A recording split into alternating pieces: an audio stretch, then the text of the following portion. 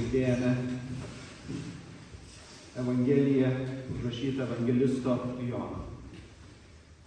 Ir suprantame, kad niekas per daug nesikeičia šiame pasaulyje. Mes, kaip ir tie graikai, trokštame susitikti su Jėzumi.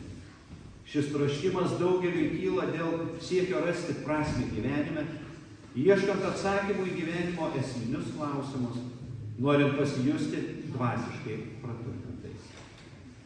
Šiandien mes atsisėdame prie Dievo kojų, trokšdami gyvojo vandens, paguodžiančios vilties ir vidinės taikos su savimi.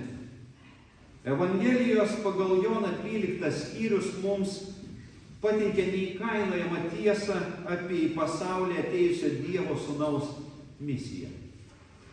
Šiuose eilutėse mums atsiskleidžia Jėzaus Kristaus mokymas, kuris yra skirtas visiems pasiekti amžinąjį gyvenimą. Jėzus jaučia, kad jo valanda artėja. Jo mirtis ir prisikėlimas artinasi.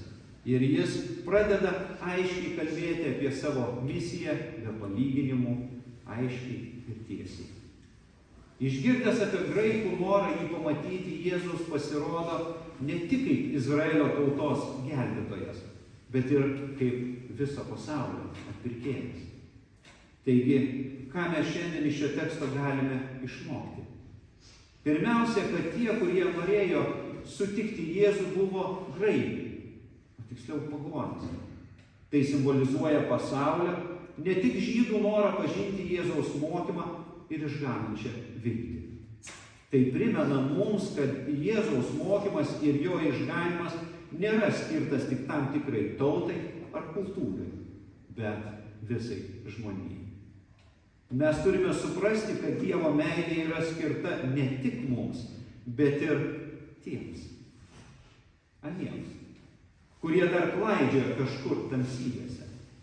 Norime ar ne, bet Dievo meilė uždega mūsų širdis ne tam, kad mes slėptume jas po stalu ar po skvernu, o tam, kad būtume pasaulio šviesa. Antra, Jėzus kalbėdamas apie tai, kad atėjo valanda, kai žmogaus sūnus bus pašlovintas, akcentuoja savo artėjančią kančią, mirtį ir prisikėlimą, bei jų reikšmę Dievo išganymo plane. Jis pabrėžia savo misijos svarbą ir jos įvykdymo laiką. Tai buvo pranašystė apie jo artėjančią auką ir jos išskirtinę reikšmę mums visiems. Tai reiškia, kad tik per Jėzaus kančią ir mirtį galima pasiekti išganymą. Trečia, mes mokomės apie mūsų pašaukimą sekti Jėzų. Jis sako, kas myli savo gyvybę, ją pražudys, o kas nekenčia savo gyvybę šiame pasaulyje, išsaugos ją amžinąją gyvenime. Tai iššūkis kiekvienam iš mūsų. Ar esame pasiruošę atsisakyti savo norų, ambicijų ir savo ego, kad galėtume atiduoti savo gyvenimą į Jėzaus rankas? Tai reiškia atsisakyti savo egoistinio savęs, kad galėtume atrasti tikrai savo pašaukimą. Gyvenimas su Dievu reikalauja absoliutaus pasitikėjimo. Mes turime pasitikėti ne tik savimi ar kitais žmonėmis, bet pirmiausia pasitikėti Dievu ir jo planais mūsų gyvenimuose. Tai nereiškia, kad gyvenimas su Dievu bus lengvas ir nesudėtingas. Tačiau tai reiškia, kad net per sunkiausius gyvenimo iššūkius mes turime tikėti, kad Dievas yra su mumis, vadovauja ir globoja mus kiekvienoje situacijoje. Jėzaus mokymas, kaip ir jo gyvenimas, yra mums pavyzdys. Jis savo gyvenimu ir mokymu parodė, kaip tikras Dievo karalystės pilietis turėtų gyventi. Šiandien mes esame kviečiami sekti jo pavyzdžiu ir aktyviai siekti tapti šios karalystės dalininkais, atiduodant savo gyvenimą į Dievo valią. Šiandien Evangelija mums moko, kad Jėzaus mokymas ir išganymo viltis nėra skirti tik tam tikrai tautai ar kultūrai. Mes turime priimti visus žmonės, neatsižvelgiant į jų kilmę ar socialinę padėtį. Evangelija mus stiprina sakydama, kad gyvenimas su Dievu reikalauja visiško pasitikėjimo. Nepaisant gyvenimo iššūkių ir sunkumų, mes turime tikėti, kad Dievas yra su mumis ir vadovauja mūsų gyvenimą. Jėzus sako, kas man tarnaus, tą pagerbs mano tėvas. Koks nuostabus pažadas visiems tikintiesiems. Jėzus teigia, kad tie, kurie jam tarnaus, bus pagerbti jo tėvo Dievo akivaizdoje. Pasaulio iššūkių ir išbandymų akivaizdoje Dievas pastebi ir gerbia tuos, kurie tiki ir tarnauja jam. Jėzus pabrėžia, kad mūsų tarnystė jam nėra beprasmiška ir nepastebima veikla, bet yra vertinama ir pagerbiama Dievo akivaizdoje.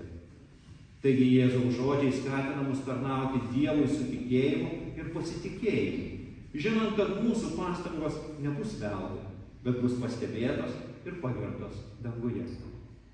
Gyvename pasaulyje, kuriame daugiau dėmesio skiriama asmeniniai sėkmiai, siekiai patenkinti savo poreikius, ambicijas.